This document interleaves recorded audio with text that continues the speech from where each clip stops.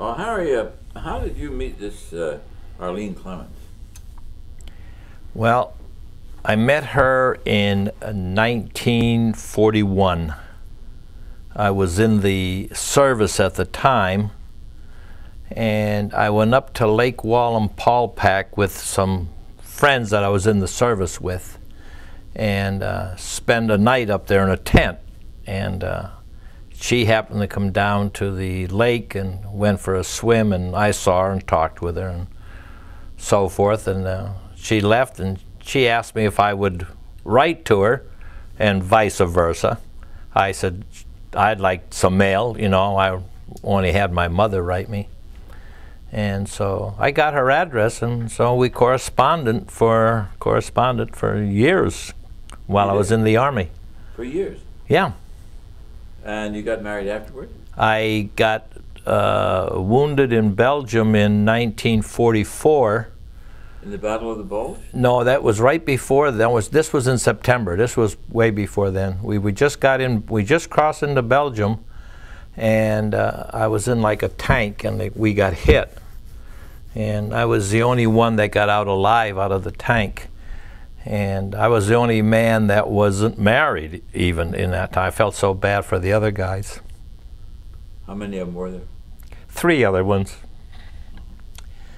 And they shipped me back then to England, and then finally from England to the States. And I arrived home in January the 1st, 1945 on the Queen Mary. And I was shipped to Fort Dix Hospital. And then I called Arlene the very next day.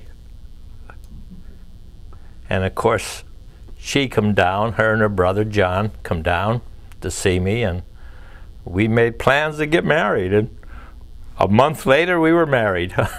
1 month. Yes, when I was in the States here, I didn't go over to England until '43, so every time I had an opportunity to get away for a weekend or that, I would come to see her. But our courtship was mostly by mail. I don't know how many times, maybe 6 or 8 times that I probably saw her or something like that. So never kept track. You visited her at the Pleasant Valley location? Yes, she was there, yes. I lived born in Scranton. My dad was a coal miner, and went through the Depression, naturally, which was rough up there. I could tell you a story about that when, after I got back from the service and we decided to get married, and she said, "You'll have to ask my dad." And I says, "Oh boy," well, I was a little nervous over that. And I said, "All right." So one Sunday afternoon, my father-in-law always stoked a oil burner they had there, and he shoveled coal in. So I went out and I said to my girlfriend at that time, I said, "I'm going out and ask for permission." So I went out, and he was shoveling coal, and I went up to him and said, "You know, I have you at the right spot since I'm a coal cracker. I have you on the coal pile. I'd like to ask you a question."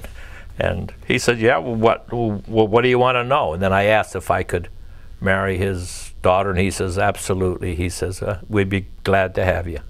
So I don't know if he's ever been sorry, but at that time, he said he was glad.